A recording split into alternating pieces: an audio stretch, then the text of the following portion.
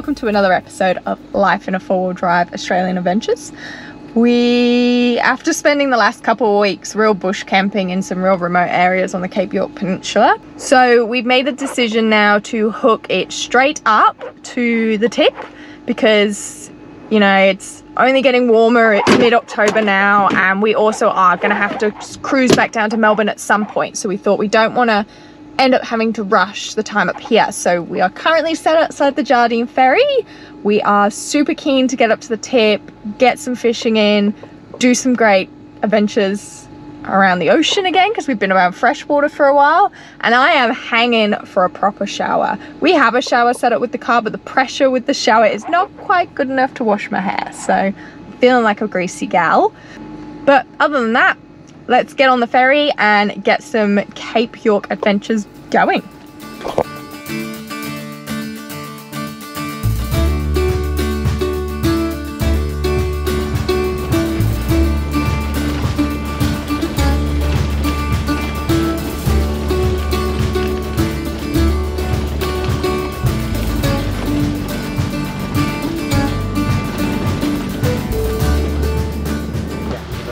So one of the main things we wanted to do whilst we were here, well, Shane wanted to do, was go to this spot on the west coast called Virillia Point. Yeah. And apparently it's been shut since like 2016. So that's definitely not happening. But first thing you should do when you come up the Cape is come to the Croc Tent. They have all the info that you need to start your Cape York adventure.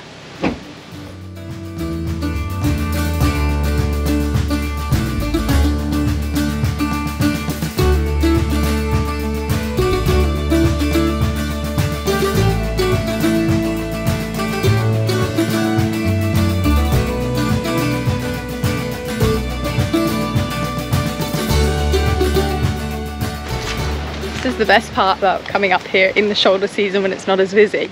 We literally just walked straight into Punson Bay campground, which is normally what you said last time you came, and they were just like, nah, we're booked out for weeks. Yeah, everyone said they're 3 months booked out this year. 3 months? Apparently, yeah. Yeah, so we just rocked straight up, hi, can we have 3 nights, please? Yes, absolutely. So we've come for a bit of luxury for a few days. We're gonna have some beers at the bar, have some food made for us, and I'm gonna wash my hair. The luxury, mate. There's worse places. It's pretty nice. A little bit less wind, a little bit laughing. So we were planning on trying to get the boat in here, but it's a bit sandy, so we're going to go, there's another side just around the corner, and it's also a bit windy here, so we might go check that out and see if that's going to work better.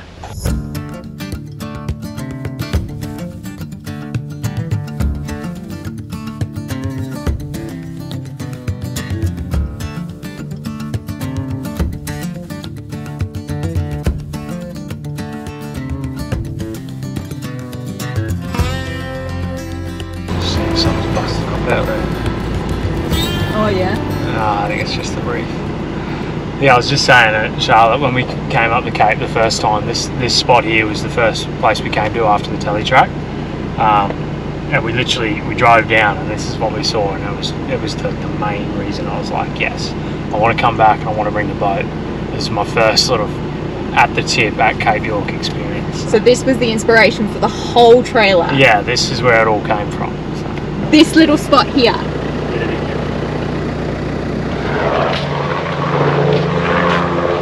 Sorry, I'll just wait for the helicopter.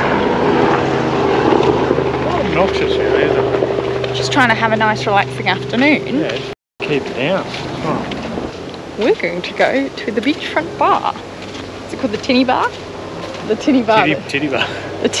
Going to a Tinny Bar. That's the Tinny Bar. There, the Tinny Bar's down there. We're going into the Corrugation Bar at Punson Bay. Have a nice tap beer. I'm going to have 6. You're going to have 6? 6 of them. All at once? Yeah.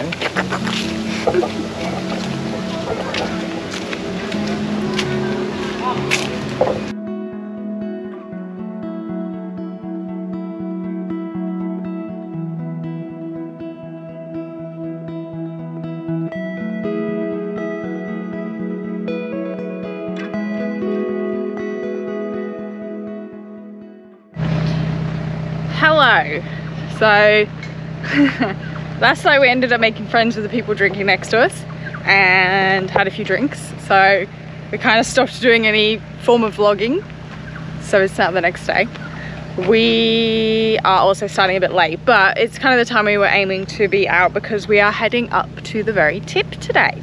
So we are obviously just gonna go do that to do the touristy stuff, but also have a go at having a fish off the tip, see what we can catch. So let's see how we go.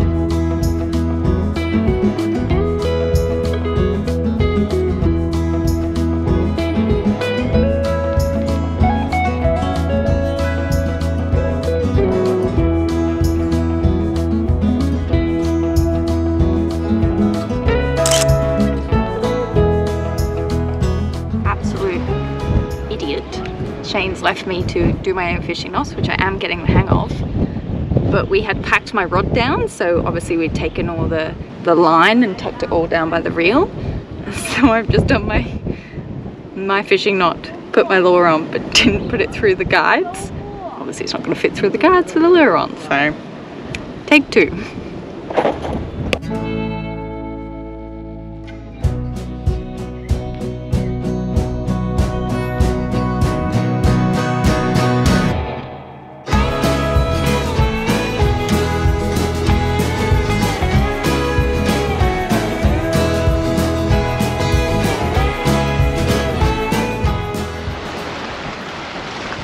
Any luck? No, a few follows, but nothing serious. So, trip to the tip. Tip to the trip. Tip to the trip. It was a bit dramatic. Very dramatic. You'll see here all the cars are like parked away from the main car park. And when we rocked up, there was an ambulance, and they were like directing everyone out of the car park. And apparently, yeah, there was an APT tour there, and there were apparently two old people fell over and really hurt themselves and ended up having to get an air ambulance and everything. So yeah, it's pretty hectic. Yeah, so those people, we hope you're okay. Donate to Royal Fire and Docking Service. Yes. They came and got them. So. They came and got them from Thursday Island. So we should all go and donate. Yes. We'll probably forget, but we should. We should do that. No fish. You reckon you got, there was definitely a couple around. There was heaps of turtles. Oh my god, so many turtles. Lots of turds. Lots of turds. Sounds like you say turds. Yeah, that's how short turtles. The nicest thing about it, now it is like, it's humid this time of year.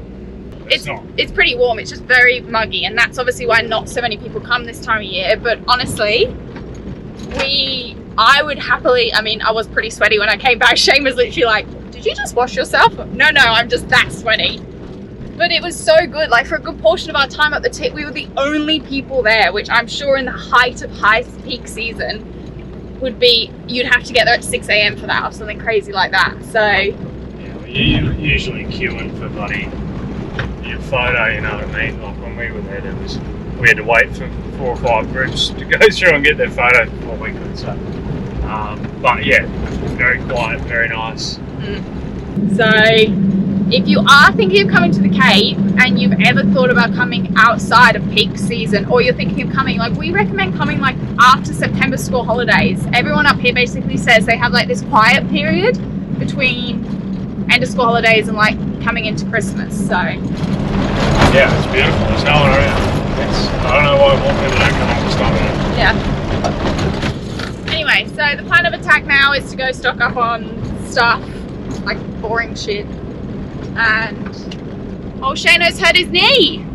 I've got a bung knee. Granddad. Yeah, getting old. Getting old. So we're gonna go hang out by the pool and drink some, I was gonna say non-alcoholic beverages to try and be behaved, but no bullshit. I need to heal this knee properly with rest, relaxation, and great noise.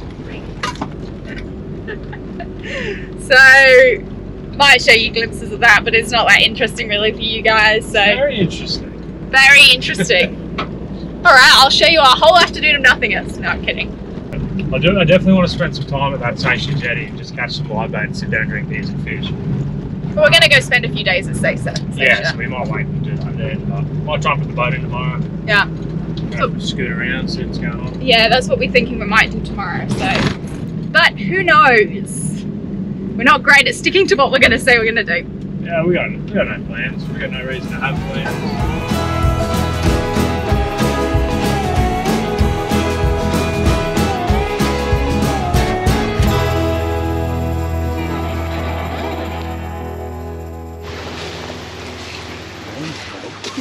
Do you want to talk about what happened? So I'm rolling up the t-shirts because I'm helping Charlotte with the washing. Is that what you meant? No, with the groper. No one's going to believe it. You know how these things work. Yeah, well, you should still tell the story. Biggest groper in the world, 100%, and that's not even an exaggeration. It just sounds ridiculous, doesn't it? Right, so I hooked up at the Seisia Jetty. There was a little bloody mackerel and stuff getting around, so I was burning in a bloody little slug. I hooked up to a queenie, and I was like, oh yeah, how good's this? Catching queenies. And he was carrying on, and then mid-fight he just went nuts, and I'm like, oh, something's chasing him. And dead set, no joke, I know you won't believe me, but the world's biggest groper, this thing was huge. Like, it's not even exaggerating. Like, if I put my arms around it, I'd probably be struggling to get it like that. Like, it was massive, and it just munched on this queenie and then just disappeared under the jetty. And then I was hooked up to the groper for a bit and it broke off. Just sounds made up, but it actually happened and it was hectic. And Shane didn't take the GoPro down because we were literally just pulled up for like maybe 15 minutes whilst just having a quick cast. We've got the YouTube episode uploaded. So Shane was like, yep, I'm just gonna be down, be 2 seconds. Yeah, so I'm always taking the camera with me from now on because it was an incredible thing to see. And you could have a bigger fish. Yeah, you could have seen it too, and then we didn't take the camera. And now you're just sitting there at home saying, whatever, Shane, I don't believe you. I'd be doing the same thing, so I don't blame you. Well, should we go get a beer? Will that make you feel better? Absolutely, it always makes you feel better. Okay, good. Thanks for watching another episode of Life in a Four-Wheel Drive. If you liked this video, make sure to give us a thumbs up and leave us a comment. We absolutely love having feedback. Next week, we head back out to Seisia Jetty and give it another go, hopefully not losing our fish this time. So, if you don't want to miss that, make sure you click the subscribe button. Thanks so much for watching, guys, and we can't wait to see you again next week.